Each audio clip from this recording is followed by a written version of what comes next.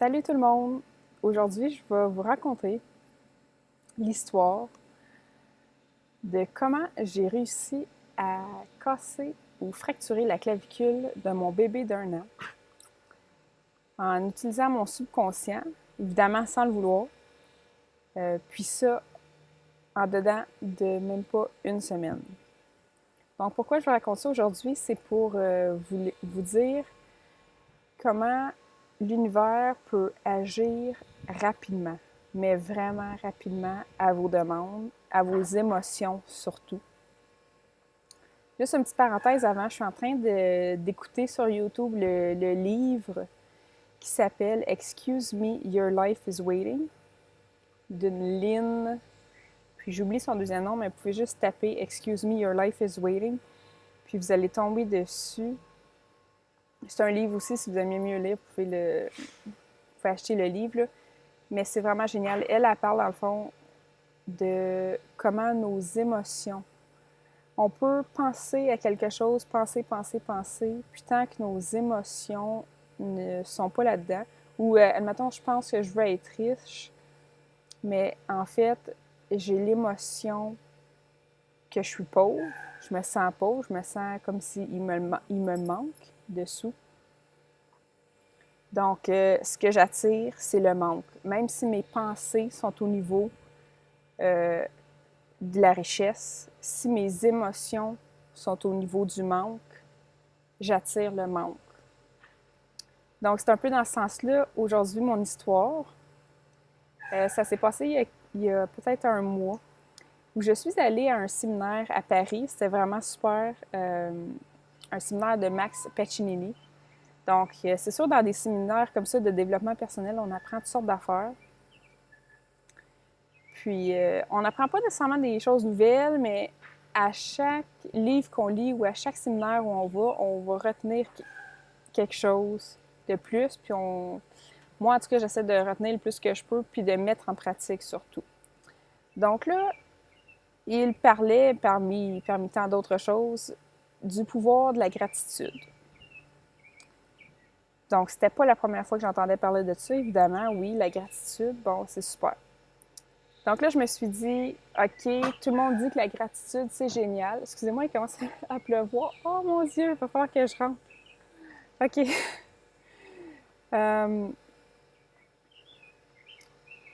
Donc, où j'en étais? Oui, ça tombe pas mal.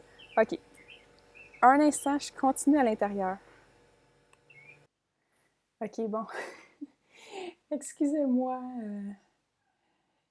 Je suis maintenant rentrée, donc il peut mouiller tant qu'il veut. Je suis à l'abri. Pour finir mon histoire de clavicule cassée. Donc, je disais que je suis allée à un séminaire de Max Piccinini et que ce que j'ai retenu, c'est Geneviève, il faut que tu pratiques la gratitude. D'accord. OK, donc, je m'installe à chaque soir et puis j'ai plusieurs choses que je peux remercier, que je peux diriger ma gratitude. Puis une d'entre elles, c'est d'avoir deux beaux enfants en santé. Donc, je suis le soir, je remercie, je fais ma gratitude. Donc, je remercie d'avoir deux beaux enfants en santé. Donc, je me dis ça dans ma tête. C'est parfait. Ce que je ne m'étais pas rendu compte, ce que je me suis rendu compte par après, c'est qu'en disant ça, mes sentiments à l'intérieur étaient plutôt négatifs, dans le sens où je devenais dans une émotion de peur, puis dans une émotion où je me mettais à penser aux enfants qui sont malades. Donc là, ça me mettait comme super angoissée. C'est même pas au niveau du conscient, c'est vraiment au niveau de l'inconscient. Quand je disais merci d'avoir deux beaux enfants en santé, mon inconscient pensait à tous les enfants malades. Puis là, il me remontait des émotions négatives, de peur, de mauvais souvenirs de... Par exemple, mon fils, quand il avait 5 semaines, on a été allé passer 4 jours à Sainte-Justine. Donc, je sais que tout ça, ça remontait, puis ça me faisait vraiment pas du bien de dire merci d'avoir 2 beaux enfants en santé. Mais j'ai pas réalisé tout de suite, j'ai continué. Ça n'a pas pris ben longtemps. Le samedi suivant, ça veut dire même pas une semaine après le séminaire, parce que le séminaire avait fini le dimanche, je suis revenue au Québec le lundi soir. Le samedi après-midi, mon garçon, mon bébé, 1 an, il tombe en bas de 2 marches, fracture de la clavicule. Je ne sais pas si vous réalisez comment c'est puissant. Puis, j'ai pas cliqué tout de suite, c'est sûr. C'est après, en reparlant, puis en parlant avec des personnes qui étaient là-bas au séminaire, où j'ai cliqué, OK, ouais, j'étais dans une émotion vraiment négative là, au moment où je disais ça. Donc, ce que j'ai fait, moi, c'est que je la dis plus, cette phrase-là. Peut-être qu'à un moment donné, je vais réussir à changer mes émotions par rapport à ça. Mais pour l'instant, je suis juste mieux de ne pas le dire, puis de continuer à avoir mes enfants en santé. C'est un peu la même chose. On a un couple d'amis qui sont tous les deux hypocondriaques. Vraiment. Vraiment beaucoup. Puis, elle, souvent sur Facebook, tu vas voir, bon, j'étais à l'hôpital avec ma fille, bon, on est encore à l'hôpital, ou OK, mon garçon, il y a encore un otite, il y a encore ci, encore ça. Mais c'est tout le temps, à toutes les semaines. Tu te dis, mon Dieu, ça se peut pas, des personnes malchanceuses même, là. Ou elle, des fois c'est elle, des fois c'est son mari. C'est comme, comment c'est possible qu'une famille de 4 soit aussi souvent à l'hôpital, là? C'est comme...